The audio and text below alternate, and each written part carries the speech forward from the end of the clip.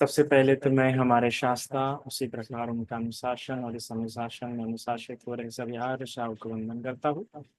मेरे उपज है जिनके कारण से इस बुद्ध शासन उपसंपदा प्राप्त हुई वंदन और मेरे सभी आचार्य और कल्याण मित्रों के प्रति मंगल कामना।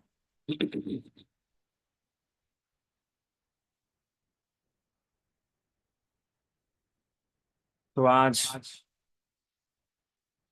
जिन बातों के बारे में हम समझेंगे वो है श्रद्धा। कोई पुण्य कर्म करते हुए सिर्फ श्रद्धा होने से उसका कितना लाभ होता है। पुण्य कर्मों में वीर्य भी होता है, शक्ति भी होती है ना, उत्साह होता है, मनोभाव होता है। अभिधम्म के अनुसार जो कुशल चैतसिक होते हैं, कई सारे कुशल चैतसिक उस समय में होता है, पर फिर भी पुण्य कर्म कई सारे, जब वो चित्त उत्पन्न होता है कुशल चित्त का, जब उत्पन्न होता है तो उस समय कई सारे चैतसिक वहां पे मौजूद होते हैं। पर वो सारे चैतसिक मौजूद होने के बावजूद कोई एक चैतसिक डोमिनेंट रोल प्ले करता है, अर्थात उसका वर्चस्व कहिए या फिर प्रभाव कहिए, वो एक चैतसिक का बल, किसी एक चैतसिक का बल ज्यादा होता है और उस एक चैतसिक के बल के आधार पर वो पुण्य कर्म कर रहा होता है। तो किसी किसी में वीर्य होता है, किसी किसी का मैत्री, किसी किसी का श्रद्धा। ऐसे किसी एक चित्त से अपने चित्त को बलवान करते, कि चित्त को बलवान करता है। चित्त कैसे चित्त बलवान करना हो, चित्त तो उत्पन्न होते रहते हैं, कुशल चित्त उत्पन्न होते हैं, कुशल चित्त उत्पन्न होते हैं, है ना। कई सारे चित्त उत्पन्न होते हैं कई सारे कार्य करने के लिए, कि ये करना है, ये कार्य करना है, और बड़े बड़े कार्य करने के लिए भी मन उत्पन्न होता है, चित्त चित्त उत्पन्न होता है। पर व्यक्ति वो सारे कार्य कर पाता है क्या? उसमें से कुछ ही कार्य कर पाता है। तो चित्त तो कई सारे कार्य के लिए उत्पन्न होता है, पर वो कई सारे कार्य व्यक्ति नहीं कर पाता है। वही कार्य कर पाता है जो चित्त को उसने बलवान किया हो। और वो बलवान कैसे होता है? जो पांच बल भगवान ने बताए, उन पांच बलों में से किसी एक बल का उपयोग करते हुए व्यक्ति वो कार्य करता है। उसमें से श्रद्धा एक बल, वीर्य एक बल, विशेषतः साधारण जीवन में ये दो बल बड़े उपयोगी साबित होते हैं।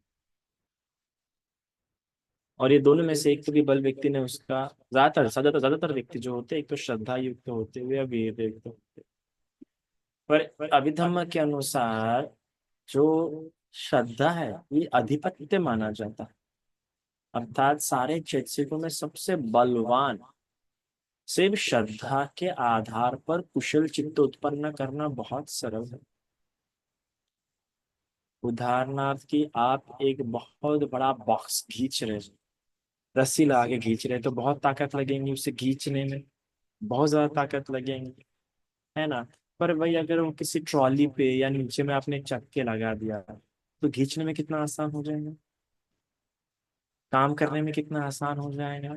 तो वही धार्मिक कार्य या जिसे हम सत्कर्म कहते हैं, कुशल कर्म कहते हैं, वो कुशल कर्म अगर बिना श्रद्धा भाव के करते हैं तो ज्यादा ताकत लगेगी आपको, ज्यादा भार लगेगा आपको, ज्यादा ऊर्जा लगेगी आपको। पर वही क्या हो जाएगा जब आप श्रद्धा से करते हैं तो वो बहुत ही सरल लगेगा, और लगेगा कि मैंने करना चाहिए, और लगेगा कि मैं कर सकता हूँ। कई बार होता है ना कि मुझसे नहीं हो पाएगा, ये मैं नहीं कर पाऊंगा, ऐसा मन में विचार आता है, भैया ये बहुत कठिन काम है। पर वहीं पे अगर श्रद्धा आ जाती है तो लगता है कि नहीं मुझे करना है। उसके मन में विचार नहीं आ पाता है कितना कठिन होगा, नहीं, उसके मन में आएगा कितना समय लगेगा, मुझे करना है। तो विचार कैसे हो जाते हैं? उसके विचारों में उसे ये नहीं दिखता है, परिश्रम नहीं दिखती, उसके विचारों में दिखता है उसे पुण्य, उसके विचारों में दिखता है उसको सत्कर्म। हर बार देखने की ही बात आ जाती है कि आप क्या देख रहे होते, है ना। घोड़े को पता ना, घोड़े को किस प्रकार से वो लगाए जाते हैं ताकि उसका नजर ना भटके, वो आगे ही चलता रहे। मन भी वैसा होता है। मन में भी जैसे जैसे चैतसिक उत्पन्न होंगे वैसा वैसा वो चित्त आकार लेता जाएंगे। चैतसिकों के आधारों पर, चैतसिक मतलब जो भावनाएं बताए, जो संस्कार बताए, जैसे ईर्ष्या का संस्कार, द्वेष का संस्कार, मैत्री का संस्कार, वीर्य का संस्कार, है ना। जो 50-52 जो चैतसिक बताए गए, वो जो मन में उत्पन्न होते हैं, ये चैतसिक चित्त को आकार करते हैं और ये चैतसिक ही चित्त को मजबूत करते हैं। जैसे कि एक साफ पानी है, तो साफ पानी में आप जो रंग डाल दोगे वो वैसा कलर का, वैसा रंग का क्या हो जाएगा, वो पानी हो जाएगा, जो कलर आपने डाले पानी में। तो उसी प्रकार चित्त ये साफ पानी की तरह होता है। और चैतसिक ये रंग बिरंगे पानी का रंग होते हैं, रंग जितने रंग डालोगे वैसा पानी का कलर होते जाएगा। तो चैतसिक जैसे जैसे उत्पन्न होंगे, भी चैतसिकों का भी समूह होता है, भावनाओं का भी क्या होता है, समूह होता है। अकुशल चैतसिक, अशुक अकुशल भावनाएं अकुशल चित्त में उत्पन्न होने वाले, वो कुशल चित्त में उत्पन्न नहीं हुआ है। आप ये नहीं कह सकते कुशल चित्त में कभी अकुशल भावनाएं उत्पन्न नहीं हो सकता। अगर अकुशल भावना उत्पन्न हुए तो सरल सी बात है, चित्त अकुशल ही है, चित्त तो वही है। बस अंतर ये है कि कुशल चित्त तब कहलाता है जब वो कुशल चित्त कुशल भावनाओं से युक्त होता है, और कुशल हेतुओं से युक्त हो जाता है, वो कुशल चित्त कहलाता है। तो इसलिए चित्त को मजबूत करना है तो अपनी भावनाओं को मजबूत करो। आपकी भावनाओं द्वारा, कैसी भावनाओं से युक्त होके आप वो कर्म कर रहे, क्योंकि आपकी भावनाएं आपको हमेशा यह समझाएंगी कि करना है या नहीं करना। कुशल चित्त में आपको हमेशा प्रयास इस बात का करना है कि श्रद्धा युक्त होकर करना, आपको श्रद्धा मजबूत करते जानी है। तो आपको लगेगा कि नहीं मैं ये काम कर सकता हूँ नहीं, ये भी नहीं आएगा, उसको लगेगा मुझे ये काम करना है, मेरे द्वारा ये काम होना चाहिए, और फिर वो करता है, वो उसके लिए वो उस काम को करने में लग जाता है।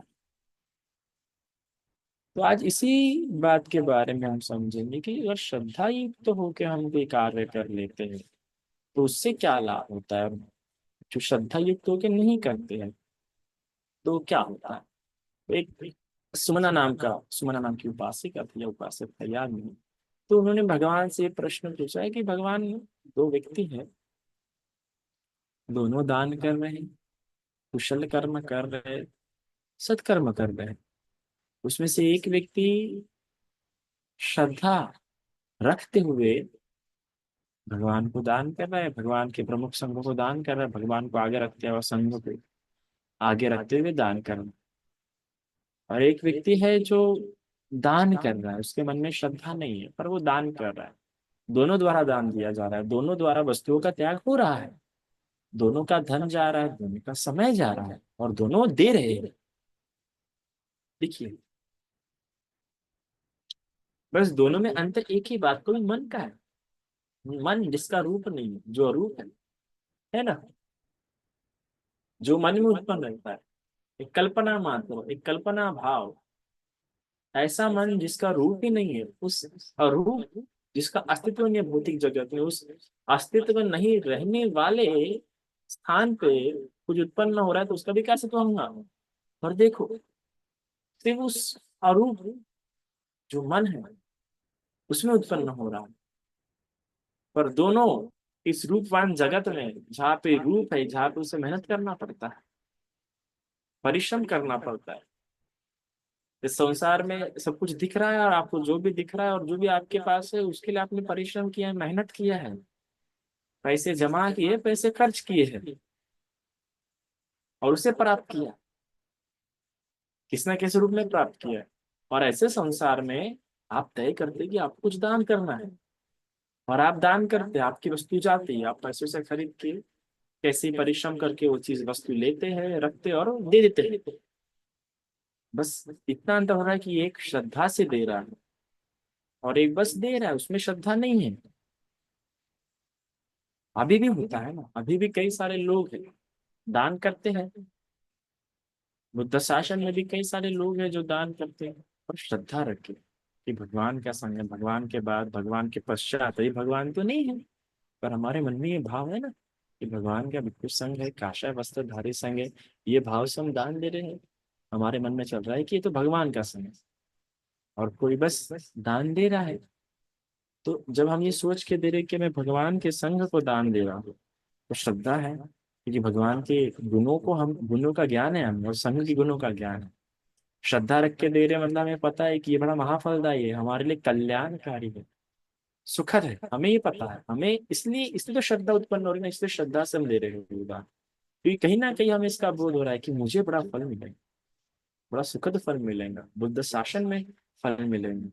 और एक व्यक्ति बस दे रहा है, उसकी उतनी श्रद्धा नहीं है, वो उसको उतना भगवान के गुण नहीं पता, संघ के गुण नहीं पता, पर वो दे रहा है। उसने काषाय वस्त्र देख लिया, सन्यासी देख लिया, देने का मन कर लिया, इसलिए दे रहा है। तो इन दोनों में क्या अंतर है? तो समझ जाओ, दोनों मरने के बाद कभी मनुष्य लोक को प्राप्त होते हैं, मनुष्य भूमि को प्राप्त होते हैं, है ना, मनुष्य योनि में प्राप्त होते हैं। तो जिस व्यक्ति ने अभी दोनों को पुण्य कर्म के कारण से मनुष्य योनि प्राप्त हुई, दोनों ने सत्कर्म किया, दोनों ने दान दिया, इसे दोनों को मनुष्य योनि प्राप्त हुई। पर जिस व्यक्ति ने बड़ी श्रद्धा युक्त दान दिया है, उसको हर चीज बड़ी सरलता से प्राप्त हुई। उसको अगर घर प्राप्त होगा तो अच्छे घर में उत्पन्न होगा वो। आयु की बात करें तो अच्छी आयु से प्राप्त होंगी, अच्छा आरोग्य उससे प्राप्त होगा, अच्छे अच्छे कपड़े उसे प्राप्त होंगे, अच्छा खाना उससे प्राप्त होगा, सरलता से औषधि उपलब्ध हो जाएंगी, सरलता से जो भी उसे प्राप्त करना होगा उसे उपलब्ध हो जाएंगे।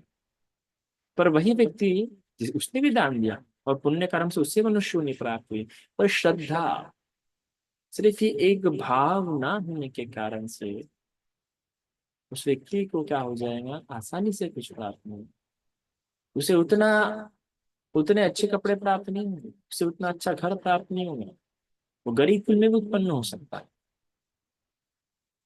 उसे अच्छे अच्छा भोजन उपलब्ध नहीं होगा, उसे औषधि आसानी से उपलब्ध नहीं होंगी, उसे जो भी प्राप्त करना होगा उस आसानी से उपलब्ध नहीं होगा।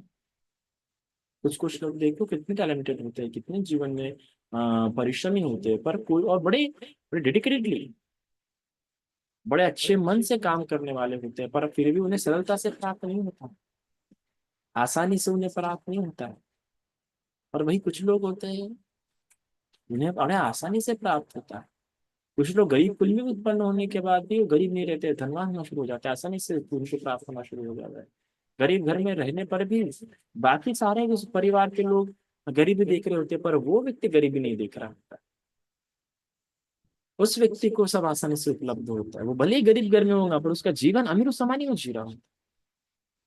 तो ये एक भाव के कारण से ये दोनों में अंतर देखने को आता है कि एक को बड़ा सुख सुख सरलता से सुलभता से उपलब्ध, और दूसरे को बड़ी कठिनाइयां उत्पन्न हो रही है।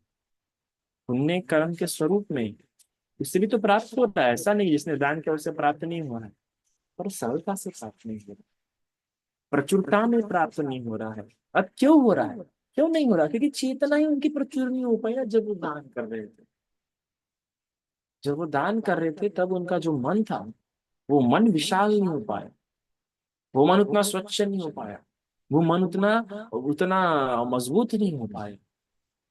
क्योंकि मन को मजबूत आप क्या दे रहे हो उससे तय नहीं होता है, आप कितने अच्छे से दे रहे हो, कितने क्या भाव रख के दे रहे हो, वो तय करेगा चेतना कितनी अच्छी है ना। अभी कोल्ड ड्रिंक्स तो सभी होते हैं, पर फिर भी फर्क होता है ना, नारियल के पानी में फर्क होता है ना, कोल्ड ड्रिंक्स जूस में अलग होता है, कोक अलग होता है, फ्रूटी अलग होती है, माजा अलग होती है, सभी में पानी है ना, पर पानी का स्वाद तो सभी का अलग अलग है। एंड इंग्रेडिएंट्स, जैसे इंग्रेडिएंट्स रहेंगे, काढ़े काढ़े में भी अंतर होता है ना, चाय चाय में भी अंतर होता है, दूध की चाय अलग, काली चाय अलग, ग्रीन टी अलग।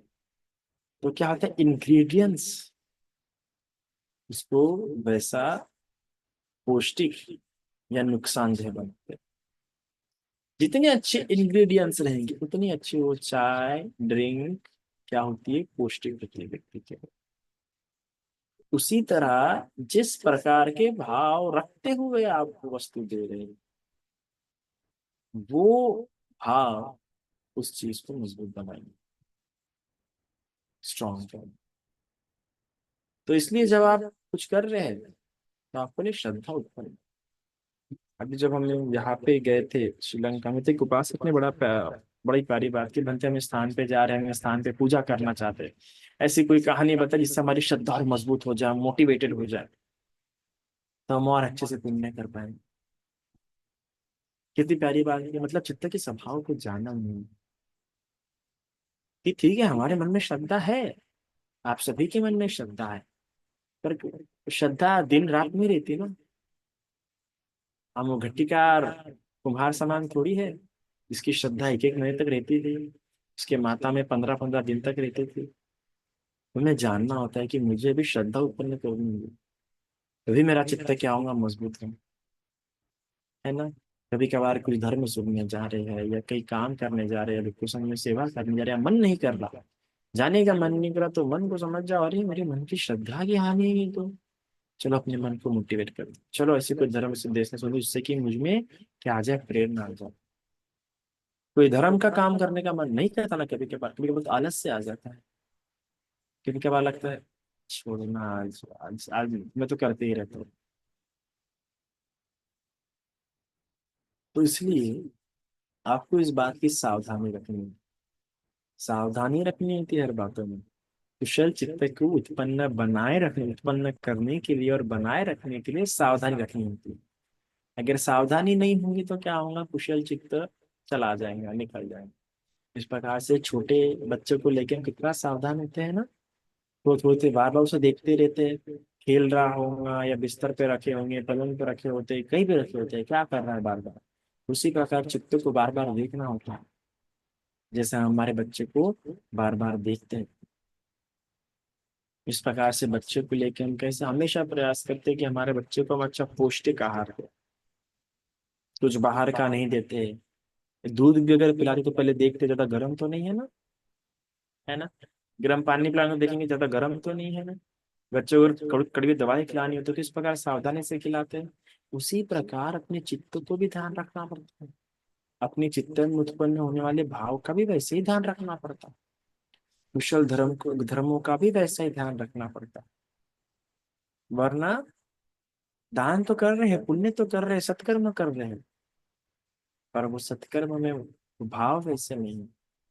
लाभ तो होगा, जितना और अच्छा लाभ होना चाहिए वो लाभ नहीं।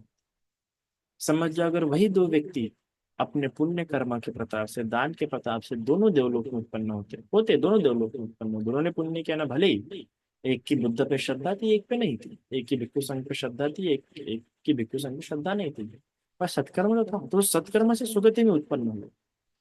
तो जो व्यक्ति श्रद्धा रखते हुए सुगति में उत्पन्न हुआ,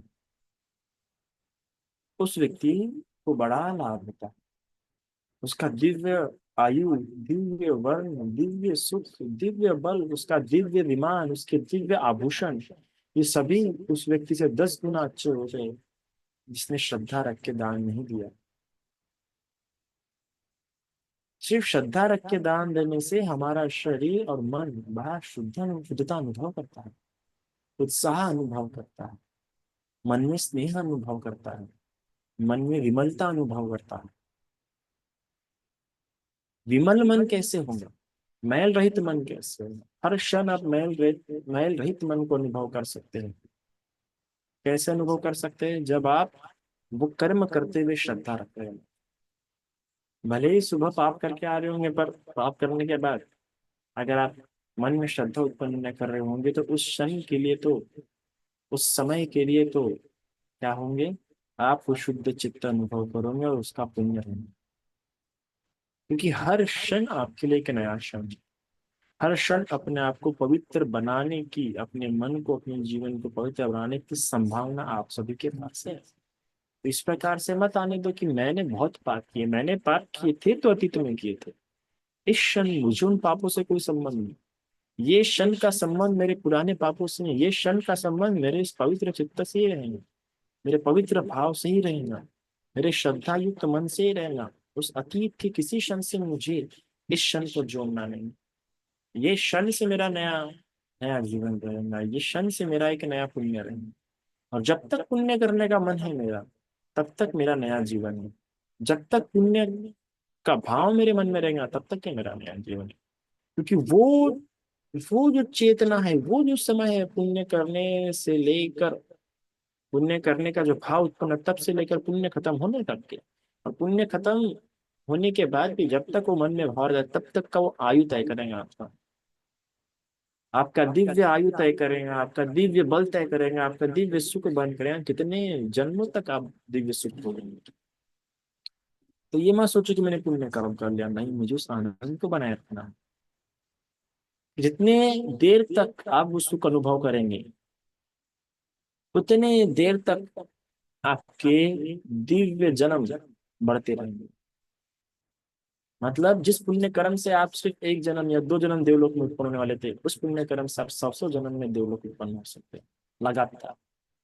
चित्त भी थी ना तब तक क्या। इसलिए तो कहते हैं ना कि पुण्य कर्म करने के पहले की चेतना, पुण्य कर्म करते रहते समय की चेतना, और पुण्य हो जाने के बाद की चेतना। ये तीनों चेतना जिसकी बलवान रही, उसको तो एक जन्म में फल नहीं मिलता, 10-10, 20-20, 100-100 जन्मों तक उसे फल भोगने के लिए मिलता, मनुष्य लोक में, देवलोक में। पर ये निर्भर करता है आपकी चेतनाओं पे। इसलिए चेतनाओं को हमेशा छोड़ना नहीं करते, चेतनाओं को मजबूत करते रहो। कहीं कोई सत्कर्म करना है, उस सत्कर्म में अगर प्राण भरना है आपको, उस सत्कर्म में ऊर्जा भरनी है, तो धर्म सुन लो, कोई कथा याद कर लो, कोई पुण्य कर्म का फल याद कर लो। भगवान के समय में इतना सुंदर सवाल पूछे थे उपासक ने कि भगवान, ये जो सत्कर्म है, इस सत्कर्म से क्या लाभ होता है, इस सत्कर्म से कैसा लाभ होता है, क्यों भगवान की कोई बड़ा दिव्य सुख भोगता है, क्यों भगवान को बड़ा दिव्य वन भोगता है। क्या सुंदर सुंदर प्रश्न पूछते थे भगवान के समय में। क्यों पूछते थे? क्योंकि उन्हें भी वो कर्म करना है, इसलिए उन्हें जानना है कि ये कर्म करने से क्या फल मिलेंगे। उन्हें और उत्साह भरना था अपने अंदर में, अगर इतना सुंदर ये फल होगा, तो भगवान की वाणी से पता लग रहा है, तो हमने तो ये कर्म करना ही चाहिए, हमने ये कर्म नहीं छोड़ना चाहिए। तो जब जब हमें कर्मों का ज्ञान आता है और पता लगता है कि ये इस प्रकार के कर्म है, तो मैं तो करना चाहिए और मैं करूंगा ही, करूंगी ही। तो इस प्रकार से मनोभाव रख के, श्रद्धा रख के सत्कर्म करते रहिए। इतना आज के लिए काफी है। साधु साधु।